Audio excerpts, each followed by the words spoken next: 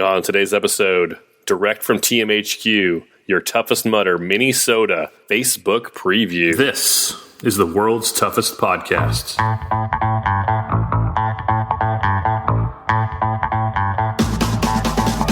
Welcome to the world's toughest podcast, where we talk about any obstacle course race you'd like, as long as that's world's toughest mudder. Each week we talk to members of the WTM community and share stories of success and failure in the single greatest event in OCR. My name is Will Hicks, and this is the world's toughest podcast. Welcome back to World's Toughest Podcast. Nice to talk with you again. How are you? My name is Will Hicks. Thank you for listening. You can email me at willhicks@gmail.com. You can follow the show on Twitter, Instagram, and Facebook by searching for World's Toughest Podcast. And you can be a part of the show by leaving a review on Apple Podcasts. If you leave a review on Apple Podcasts, you are awesome. This is a short, quick episode. About an hour ago, TMHQ uploaded a Facebook Live video from the site, from the venue of Toughest Mudder, Minnesota this weekend. We're going to play that audio for you. I want to just highlight a couple things before we run the audio. Here are some times to make note of. 4 p.m. on Saturday, check-in begins. 7:15 p.m., you need to be in the start chute for the start briefing. At 8 p.m., the race will begin. There will be a rolling start to the obstacles. Some may be open, some may not be open, but expect to have a rolling start to the obstacles.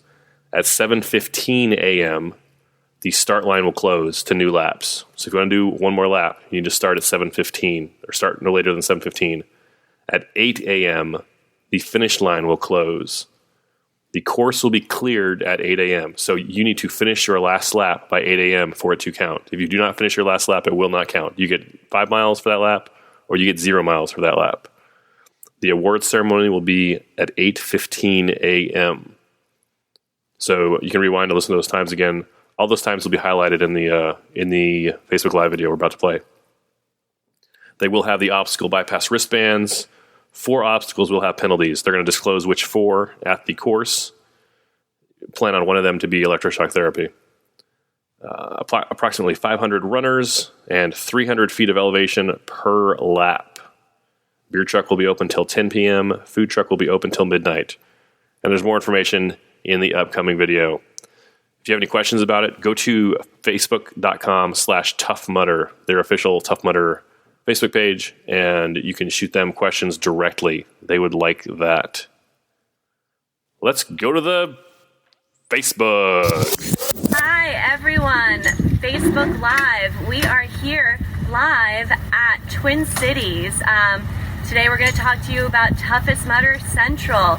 We've been working real hard for a couple weeks now to bring you guys a great event, a great Tough Mudder, a great classic, great 5K, but very importantly for this, a great toughest. I am Anna Maria Rojas.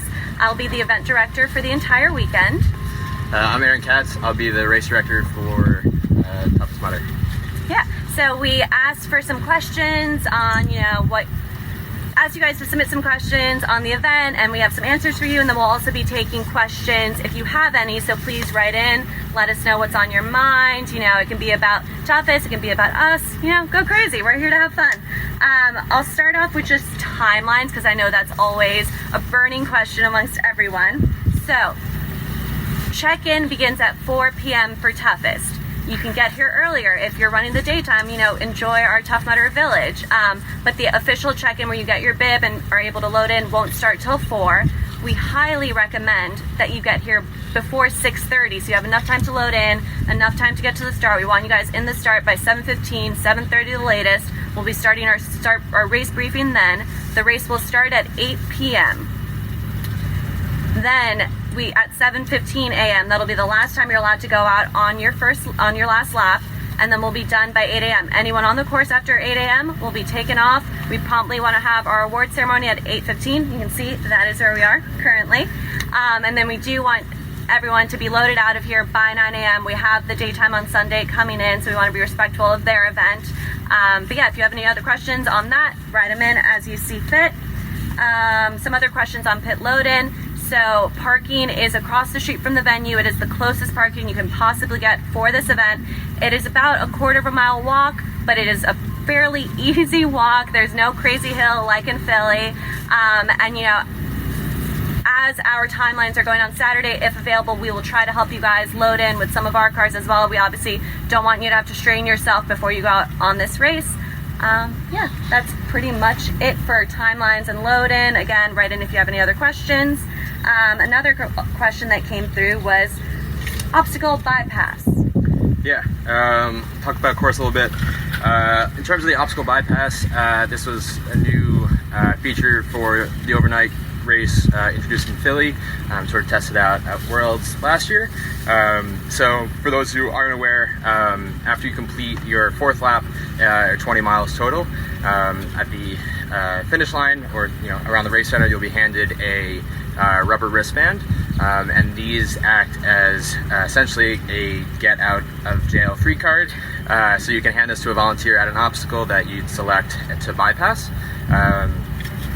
You'll get one of these each lap, starting on lap number 4 complete, 5, 6, 7, 8 for those who get there, and you can hand them to a volunteer. They'll be collecting them and you can run around.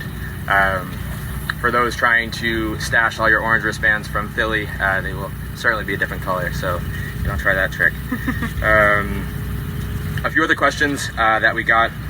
The penalties, we've released a map online. We'll obviously be going over these details again during the race briefing at the start, but there will be 4 total penalty obstacles at the event. We'll go over those tomorrow. The details of what you'll be carrying and how long you'll be running will be announced when you fail the obstacle and see what you have to do. Try not to fail, I guess. Yeah. In total, we will have 20 obstacles on this course. Saw pretty big mileage rates, and we want to get that more challenging, feature a lot more of the classic obstacles that we've seen at our normal weekend events, and have you guys experience those as well. Well, about 500 total participants run the 12 hours. Hopefully all of you will get to that 8 a.m. Goal, and about 300 feet of elevation gain and loss per lap. Definitely get those quads stretched out. What else we got? Electric obstacles. Fortunately, there will be no entrapment on the overnight course, but we will have electroshock therapy. Again, this is something we did at the overnight Philly event, and also introduced electricity back at Worlds in 2018, trying to allude to our classic days and also increase the experience that everyone gets during the weekend. There will be an obstacle bypass and penalty for that one, for those who don't want to partake. For those running during the day and on Saturday as well, the course will be different and will be marked, so don't assume you're going to the next obstacle because you tried something Saturday. Outside of that, everything else will go over during the briefing tomorrow. Yeah.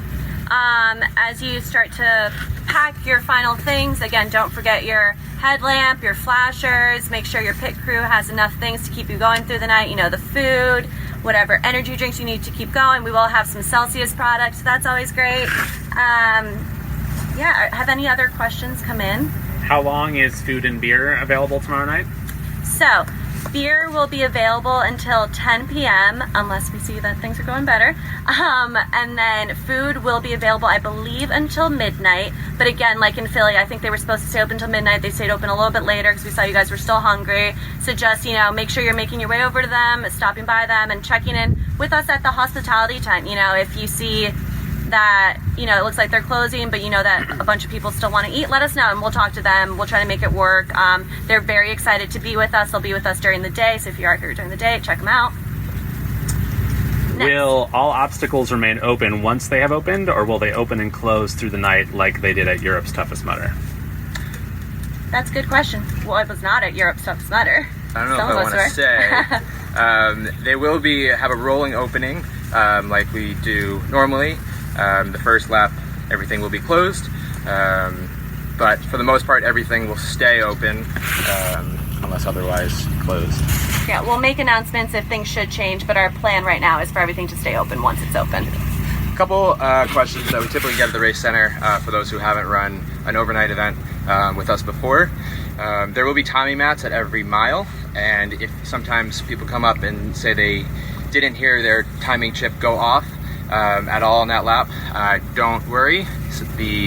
There are speakers on the Tommy mats, and sometimes they are turned off, but they are recorded. Feel free to check in with us at any time during the night at the race center for any time verification. What food is included in the hospitality tent, and what will be available at the food truck? So we'll have cup noodles, everyone's favorite at the hospitality tent. Like in Philly, we'll have the fire pits so we can make some s'mores. The food truck, I am not too certain, so we will reply back on that. I'm pretty sure it's going to be standard fare, like burgers and things like that, but we will definitely find out and update you. Anything else? That's it. That's it. Okay. I did just want to give people a quick tour of the hospitality pit area so you can get a quick view of what it's going to be like. So we're going to walk. If you look over here, you'll see Kyle running away. This is our hospitality and awards area. Similar setup to those that were in Philly with us. This will be a main hub for you guys and your pit crew members. We're still doing some setting up, but it'll be ready by the time you guys get here. Again, our awards area where Mr. Aaron is. We walk this way. Race center, conveniently located across from hospitality for easy access. If you look quickly to your right, you'll see EST. Hey. Then over here, this is where we'll have the hangout area where we had the picnic tables, the chairs, our fire pits. We'll have our movie and sound out here. It's going to be great. And then here start our rows.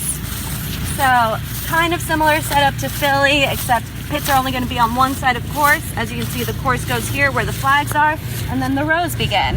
As far as terrain, it's grass. Shouldn't be muddy because we're not expecting weather, so it should be nice for camping. Definitely bring bug spray. Highly recommended. If you're doing the daytime, bring bug spray as well, not just an overnight thing. But that's really it. Again, if you guys have more questions, you can write them in as you get them. We will update you guys with the food truck offerings, and also we will be posting the race results link on the ambassador group, the toughest mutter groups, all of those, so you guys are able to share those with your pit crew members so they can track you throughout the night. So that's really it. Aaron, any final words? No, it should be all good. Okay. See you all tomorrow. Yeah, we'll see you all tomorrow. We're excited to see you. I'll be around all day, so if you see me, feel free to ask me questions. But if not, see you sharp at 7:15 in the start chute. What time does the wave start on Sunday? Wait, there's one more question. What time do waves start on Sunday? The first wave will be at 10 a.m. Thank you. We'll open at 9. Goodbye.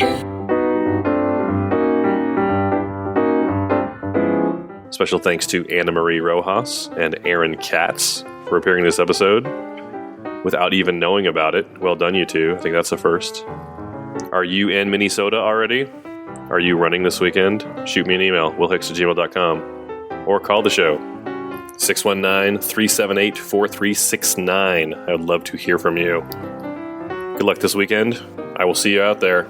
Go spend time with someone you love.